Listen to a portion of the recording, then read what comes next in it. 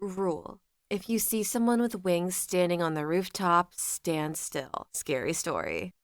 It's M. Today is a simple one story. So please enjoy and let me know if you like these longer stories or if you prefer more shorter ones. Thanks and enjoy the spooks.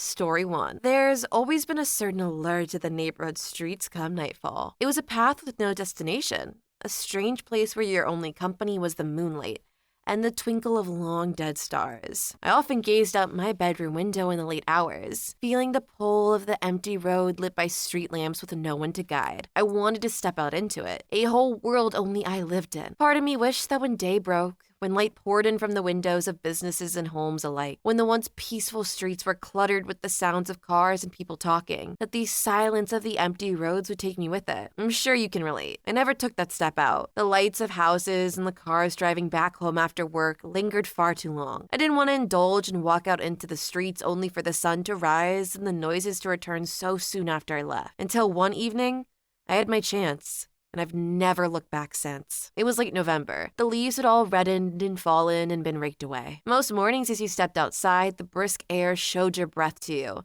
and made your cheeks flush pink. Clouds covered the gray sky and bright sun, yet spared you from rain. November was always the most peaceful month for me. People favored the indoors as the weather grew colder, but not so cold that the snow brought them back out. I had just sat down and made myself dinner. Yesterday's rice with chicken, eggs, and vegetables made for a great fried rice, and I was about to boot up a game and unwind when opportunity struck. The lights went out. This was my perfect storm. The roads were quieter than usual. Most people had already picked up their children from school and clocked out of work in anticipation for the weekend. The streets were vast and empty, not a soul wandering the asphalt path. No lights from the windows to distract me. No humming motors and bright headlights to force me off the road. I donned my boots and stepped out into the night, the only working power in the neighborhood being the street lamps, their flickering hazy glow, guiding me and me alone. And come dawn, the empty road silence took me with it. I see you've come to visit. I do hope you'll join us. Given you found this note, your quiet night stroll has just taken a turn into our neighborhood. If you wish to turn back, to return to the hustle and bustle of the sunlit world, just turn around, place this note back on the ground, and walk back to your home. Once you reach the door, you'll look back and find the sun rising. It won't matter what time you begin your walk. You'll always arrive at your home at sunrise. But you don't want to ruin the evening walk, do you? This is your last chance to turn back. If you walk anywhere other than directly back to your home, you will have accepted the terms and conditions. Come morning, the silence of the streets will take you with it, and our neighborhood will find itself with a new resident. The glow of dead stars will cover the night sky, the only clouds floating above being ones the imagination will morph and turn into vibrant scenes upon the starry theater. The streets are endless, yet your steps will never be cursed with fatigue. Your mind never cursed with boredom, and your body never cursed with entropy or rot. And once you are a resident, your stroll will never be interrupted by the company of another, unless you wish it, expressly or subconsciously. Despite what you may think, we've never had a visitor who didn't accept the terms. The neighborhood only selects those with an affinity for this place. I hope you'll not break our streak. The terms and conditions mentioned above and listed below contain guidelines and rules for becoming a resident. Each other resident has boundaries and morals, and we in the neighborhood want only for everyone to be comfortable. You'll have to follow the rules set in place by the other residents until enough time has passed. Note that while the residents will no longer be actively monitoring you after you've become a permanent resident, the roads you walk do not follow the rules of nature. Despite their Ulyssean appearance, they curve in on themselves and intersect each other in a network of pathways. While we will not actively monitor you, each of us can sense if one of our boundaries is being broken while we're near you. Even if you only see a long stretch of road with not a soul walking it, we may be walking right next to each other on intersecting paths. Just be mindful. Rule number 1, don't litter. The easiest rule to follow by far.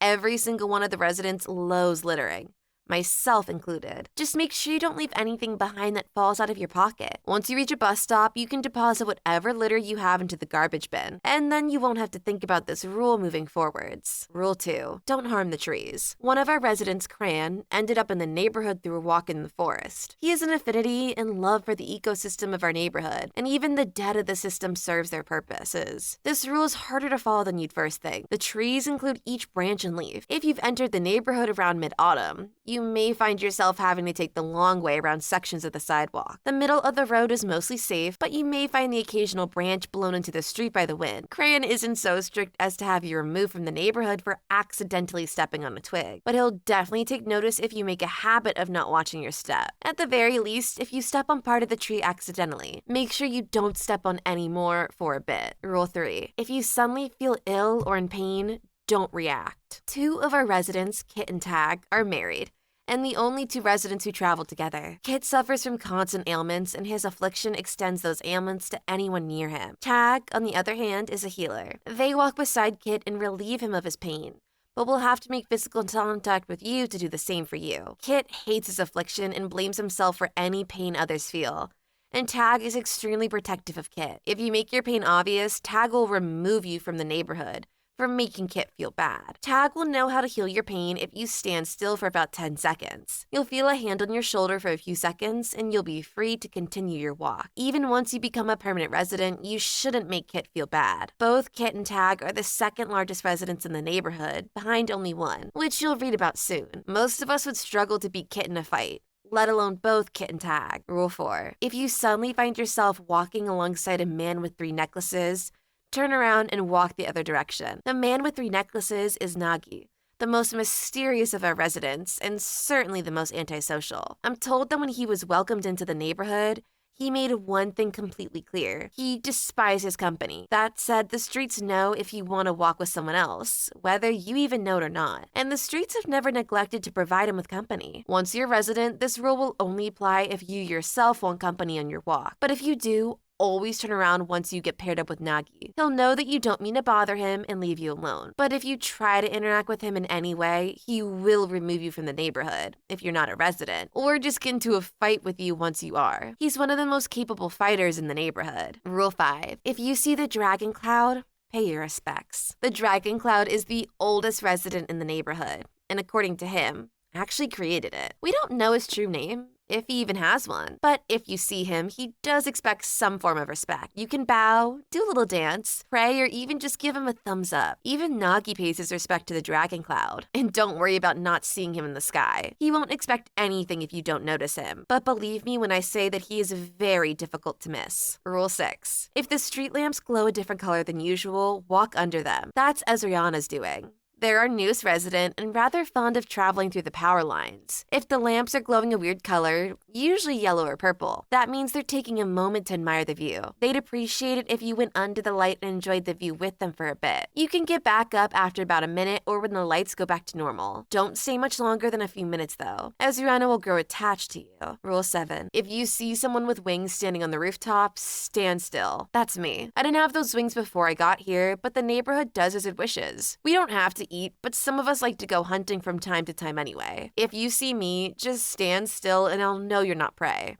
If you like, you can also spread out your arms. I'll see that as a request to take you on a short flight. I don't do it often for the permanent residents, but I'll never refuse a newcomer. Rule 8.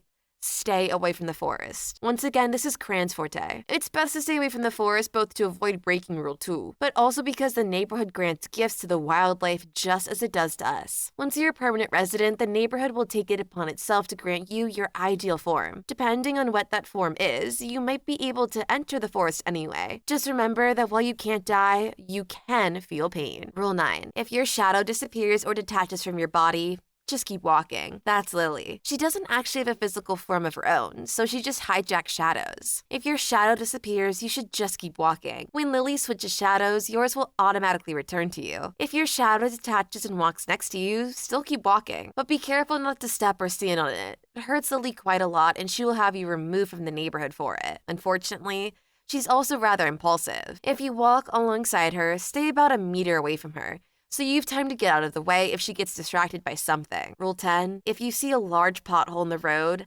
hide as quickly as possible. Our neighborhood doesn't have any potholes. If you see any potholes, you stepped into the space between paths, into the perfect intersection. Hide, don't let anything find you. Everyone in our neighborhood will know when someone stepped through and will come to help. Once you're a permanent resident, you'd be expected to help as well. This is where those removed from the neighborhood are placed. Once we're there, you'll be transported safely back to our neighborhood. But if they find you, you can't come back. But as per the terms and conditions, you cannot go back to the daylit world either.